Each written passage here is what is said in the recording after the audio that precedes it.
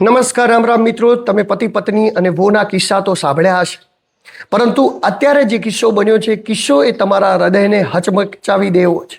આવો જ એક કિસ્સો બન્યો છે કે પતિએ પત્નીને ભણાવી અને પત્નીએ પતિને છોડી મૂક્યો.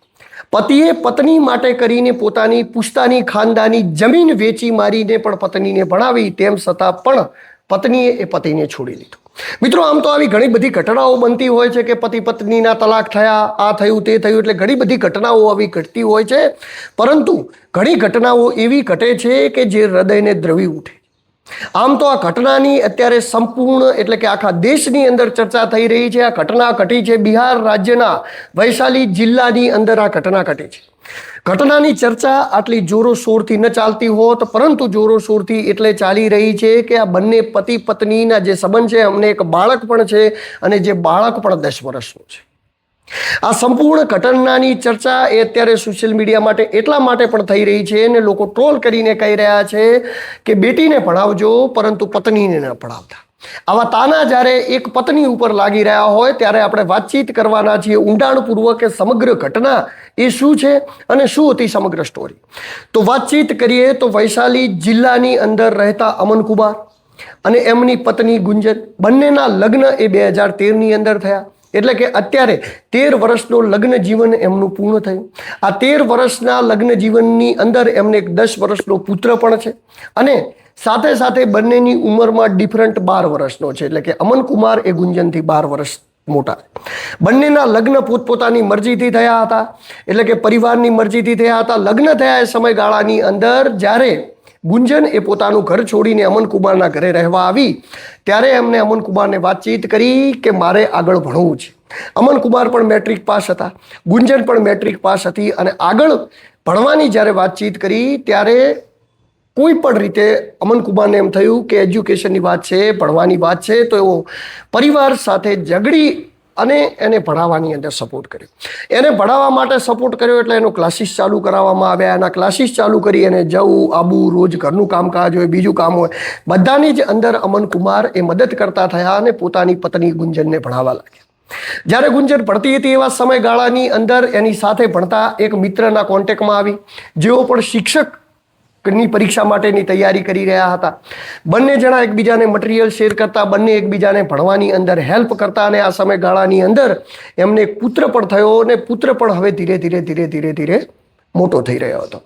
વાતચીત ત્યાંના બગડી, ઘણી બધી સિચ્યુએશન ચાલ્યા કરી, ઘણી બધી વાતચીતો ચાલ્યા કરી, ખૂબ લાંબો સમય ચાલ્યો કારણ કે પરીક્ષાની તૈયારીઓ ખૂબ જ લાંબા સમય સુધી ચાલતી હતી. પરંતુ ગુંજનને નોકરી ન મળતી હતી. જ્યાં સુધી ગુંજનને નોકરી ન મળે ત્યાં સુધી ગુંજન એ પોતાનું અસલી સ્વરૂપ દેખાડતી ન હતી. ઘણી બધી વાર અમન કુમારે એવું પૂછ્યું પણ ખરું કે જ્યારે ઘણા બધા એવા કિસ્સાઓ સામે આવ્યા ત્યારે એમને પૂછ્યું પણ ખરી કે હું તને ભણાવું છું તો પણ તું પછી ભણીને મારી હાથે એવું તો કાંઈ જ નહીં કરે ને.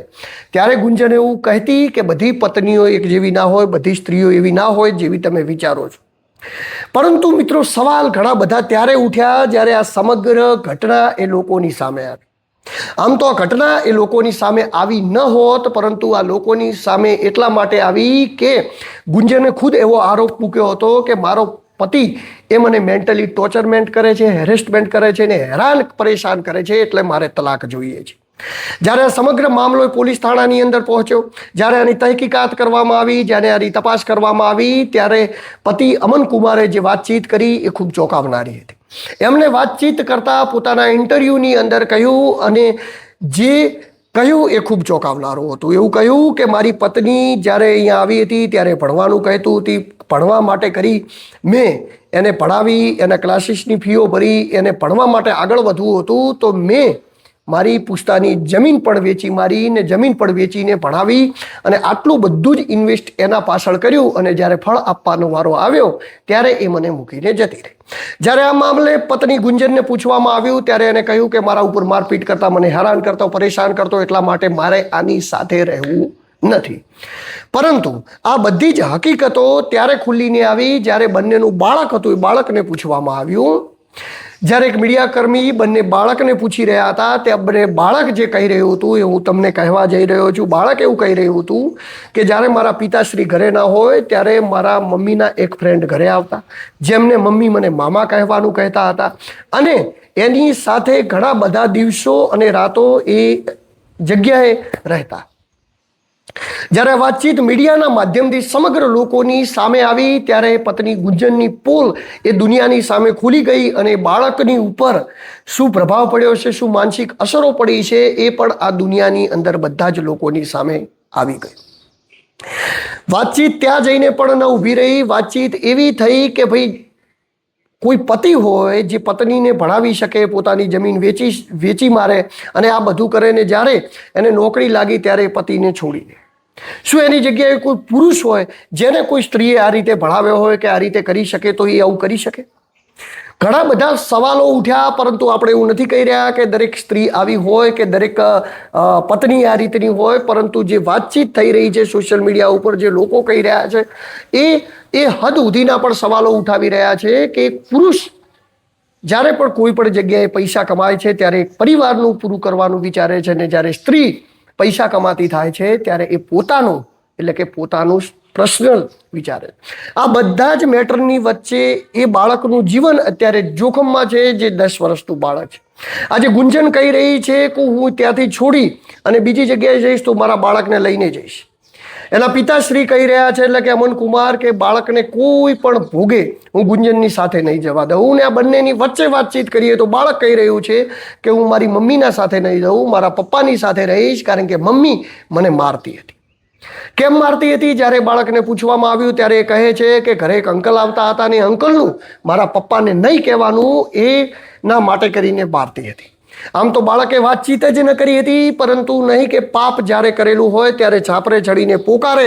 વાતચીત કંઈક એવી જ થઈ કે આ પાપ વધતું ગયું, એકબીજાની મુલાકાતો વધતી ગઈ ને એવી રીતની થઈ ગઈ કે અમન કુમાર જોડે હવે લગભગ ગુંજને વાતચીત કરવાનું છોડી દીધું. ઘણા બધા પ્રયત્નો કરતા, ઘણા બધા ફોન કરતા, પરંતુ ગુંજન હવે જેવો જવાબ ન આપતી હતી, વાતચીત ન કરતી હતી. ત્યાં જ અમન કુમારને એવી માહિતી મળે છે કે એમની બેચની અંદર ટ્યુશન આવતા અને એમની સાથે અત્યારે નોકરીએ લાગેલા એક શિક્ષક જોડે એમની ખાસ મૈત્રી સંબંધ છે. તો આ મૈત્રી સંબંધની તલાશ કરતાં કરતાં અમન કુમાર જ્યારે એક પ્રાઇવેટ હાઉસની અંદર પહોંચે છે તો ત્યારે બંને જણાને તે જગ્યાએથી રંગે હાથ પકડે છે. ત્યારબાદ આ સમગ્ર મામલો બિહાર અને સમગ્ર દેશની અંદર એટલા માટે ગરમાયો કે શું ખરેખર કોઈને સારી રીતે એજ્યુકેશન આપવું, તમારી પત્નીને સારી રીતે ભણાવી એ અત્યારના જમાનાની અંદર ગુનો થઈ ગયો છે? કે જો તમારી પત્ની ભણશે તો એ આ પ્રકારનું કૃત્ય કરશે, તો જે કોઈ સારા લોકો છે, જે સારા છે, વ્યવસ્થિત છે, એ લોકોને પણ ભણવા માટે આ વસ્તુની અંદર તકલીફ પડી શકે છે એવો આ કિસ્સો બને. કારણ કે કિસ્સો એટલા માટે ખોફનાક છે કે લોકો એટલા માટે ડરે કે કોઈકને હેલ્પ કરશે, કોઈક પોતાની પત્નીને ભણાવવા માટે મૂકશે ને એ પછી મને છોડી જ મૂકશે, આવો ડર એ હવે ઘણા બધા લોકોની અંદર વ્યાપી ગયો છે. અને ખુદ અમન કુમારે તો એવું પણ કહ્યું કે બેટીને ભણાવજો પરંતુ પત્નીને નહીં ભણાવતા. આ સમગ્ર ઘટના એ બિહારના વૈશાલી જિલ્લાની અંદર બની છે. આ ઘટના આમ તો સોશિયલ મીડિયાના માધ્યમથી દરેક જગ્યાએ વાયરલ છે, પરંતુ મારા ધ્યાનની અંદર આવી હતી એટલે મિત્રો મેં સમજ્યું કે આ ઘટના ઉપર આપણે એક વિડીયો બનાવીને બતાવી દઉં. ખૂબ લાંબા સમયથી આપણા વિડીયો એ ચેનલની અંદર ખૂબ ઓછા આવે છે, પરંતુ હવે રેગ્યુલર આપણે કન્ટેન્ટ મૂકતા રહીશું ને રેગ્યુલર આપ મારા વિડીયો જોતા રહેજો. ચેનલને લાઇક, સબસ્ક્રાઇબ, ફોલો ન કરી હોય તો કરી નાખજો. નમસ્કાર, રામ રામ મિત્રો. તમને મારા વિડીયો ગમતા હોય તો મારી ચેનલને સબસ્ક્રાઇબ કરજો.